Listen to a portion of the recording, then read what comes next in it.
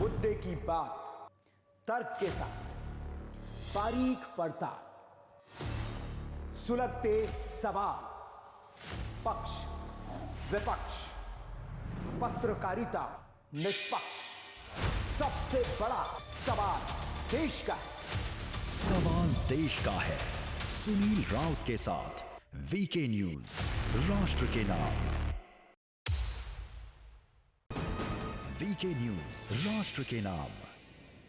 नमस्कार, आप देख रहे हैं वीके न्यूज। मैं हूं आपके साथ योगेश मिश्रा। बुलेटिन की शुरुआत करते हैं देश दुनिया के तमाम खबरों के साथ। देवरिया जिले के रुद्रपुर थाना कोतवाली क्षेत्र के फतेहपुर गांव से 6 लोगों की हत्या का मामला सामने आया है, जहां जमीनी विवाद के चलते पूर्व जिला पंचायत सदस्य प्रेम यादव समेत 6 लोगों की हत्या कर दी गई, जिसमें एक युवती की हालत नाजुक बताई जा रही है। वारदात की सूचना से इलाके में हड़कंप मच गया है। इसके साथ ही घटना की सूचना पर पुलिस की तरफ से भी गाँव में अतिरिक्त पुलिस बल तैनात कर दिया गया है। पूरे प्रकरण पर पुलिस कार्रवाई में जुटी हुई है। पुलिस ने मृतकों के शव को कब्जे में लेते हुए पोस्टमार्टम के लिए भेज दिया। देखिए, सुबह लमसम 8 बजे के आसपास हम लोग को सूचना मिली कि देवरिया के रुद्रपुर तहसील के फतेहपुर गांव के एक लेहड़ा टोले में एक वारदात घटित हुई है, जिसमें बताया ये गया कि एक पक्ष के एक आदमी का तुरंत डेथ हुई थी और बाकी 6 लोग पुलिस को अनकॉन्शियस स्टेज में मिले थे।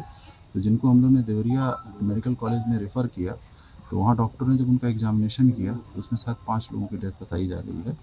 और मैटर जो ये बताया जा रहा है शायद एक पुरानी रंजिश को लेके है। ये पुराना ज़मीनी विवाद था जिसमें सत्यप्रकाश दुबे के भाई थे साधु दुबे। उन्होंने अपने हिस्से की पूरी ज़मीन जो है प्रेम यादव जी को बेची थी और प्रेम यादव जी उस ज़मीन पर काबिज थे, जिसका मैटर लमसम आज से 7-8 साल पहले सॉर्ट आउट हो चुका था।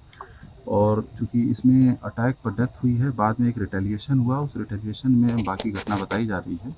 ललितपुर जिले में गांधी जयंती के अवसर पर कलेक्ट्रेट सभागार से ई ऑफिस का शुभारंभ किया गया, जिसका शुभारंभ जिले के डीएम अक्षय त्रिपाठी ने फीता काट कर किया। ई ऑफिस का शुभारंभ करने में ललितपुर प्रदेश का दूसरा जनपद बन गया है और इसके साथ ही आगामी समय में जनपद के सभी ऑफिसों को ई ऑफिस से जोड़ने की तैयारी की प्रशासन की तरफ से विचार चल रहा है। फिलहाल के लिए कलेक्ट्रेट परिसर के सभी पटल ई ऑफिस से जोड़े गए हैं। डीएम की 1 माह से भी कम समय अवधि में यह बड़ी उपलब्धि बताई जा रही है।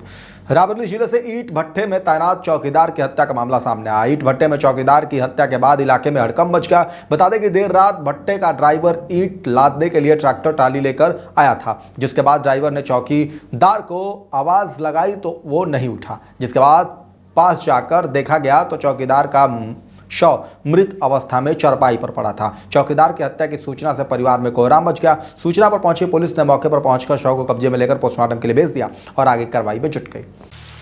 देखिए, आज सुबह प्रातःकाल थाना खीरो क्षेत्र के अजीतपुर गांव के पास एक भट्टा है जिसके मालिक का नाम है आशू। उनका ये चौकीदार था छंगालाल। उसकी आज सुबह 3 बजे के आसपास बॉडी डिस्कवर की गई। उसका शव वहाँ खाट पे पड़ा हुआ मिला, जिससे सर पे चोट के निशान थे। मौके पे तत्काल पुलिस के द्वारा भ्रमण करके उसका निरीक्षण किया गया। मैंने भी घटनास्थल का भ्रमण किया है। घटना का मोटिव अभी स्पष्ट नहीं हो पाया है। अज्ञात हमलावरों के खिलाफ उनके बेटे के द्वारा तहरीर दी गई है।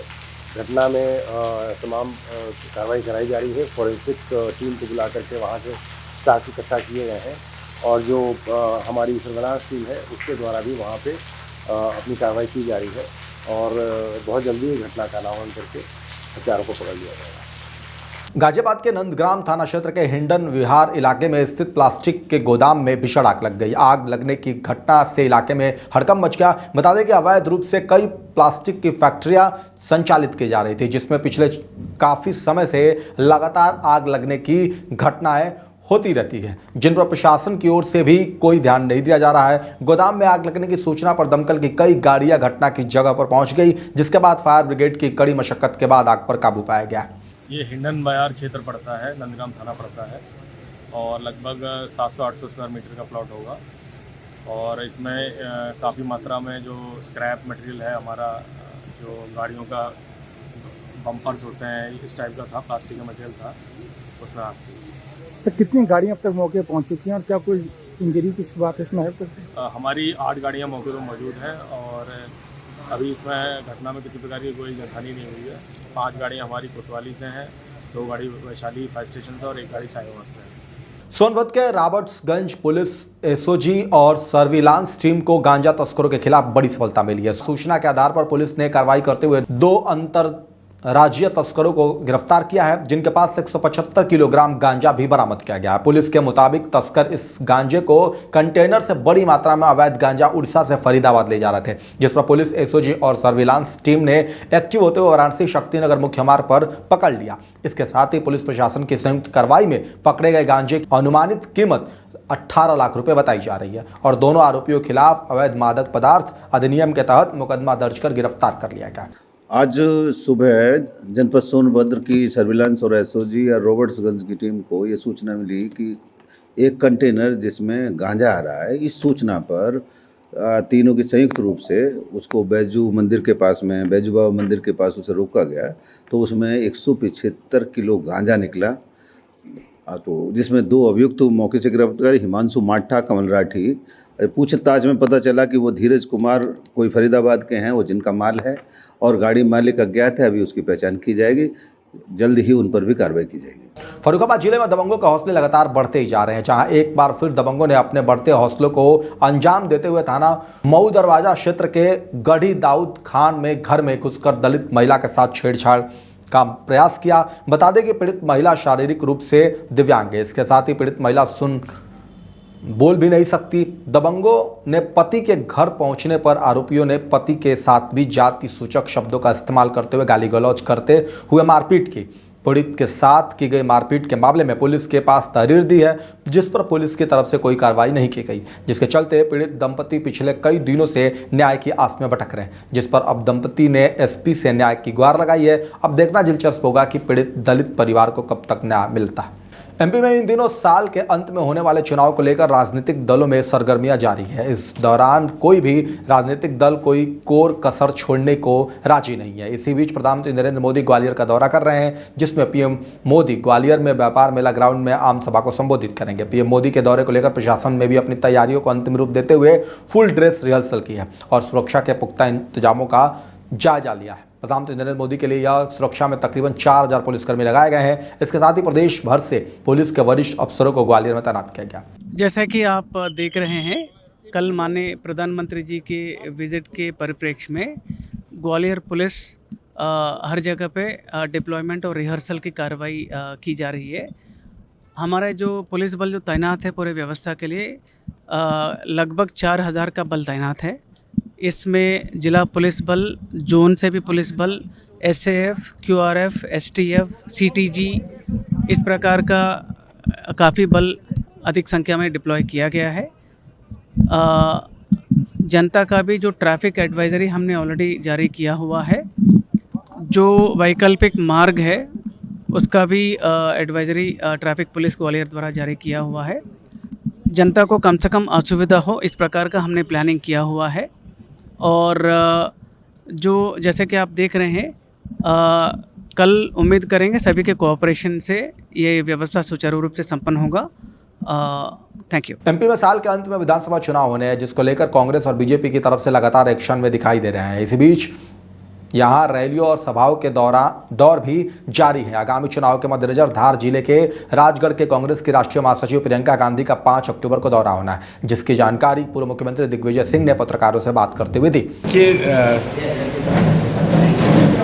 संख्या बताना तो बड़ा मुश्किल है, लेकिन इतना कह सकता हूँ ऐतिहासिक सभा होगी, क्योंकि लोगों में हम लोगों के जो 2-2, 4-4, 5-5 हज़ार की सभा होती थी, वहाँ 15-15, 20-20 हज़ार की सभाएं हो रही हैं। जनाक्रोश रैली से भी बहुत भारी समर्थन हम लोगों को मिला है और लोगों में नाराज़ी है कि हमको ठगा गया है। हम लोगों को वादे किए गए वो पूरे नहीं किए गए। इन सब बातों को लेकर नाराज़ी है।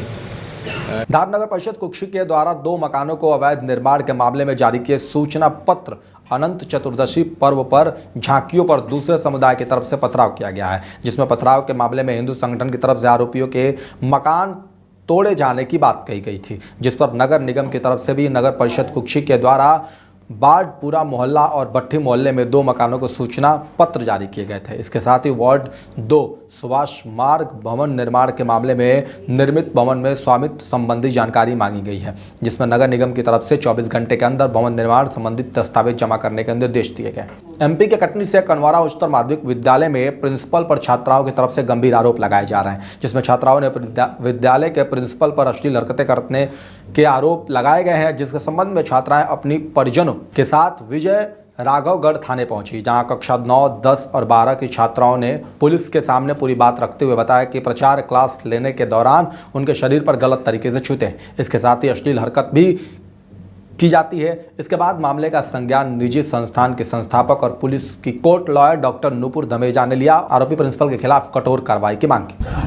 शासकीय स्कूल कनवारा का मामला सामने आया है, जिसमें स्कूल की कुछ बच्चियों ने आकर प्रिंसिपल जो स्कूल के जो प्रिंसिपल हैं उनके खिलाफ शिकायत करी है कि वो गलत तरीके से छूते हैं। इस संबंध में पुलिस जांच कर रही है और जो भी वैधानिक कार्रवाई होगी वो ठीक रहेगी।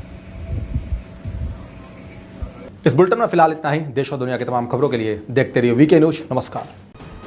वीके न्यूज, राष्ट्र के नाम।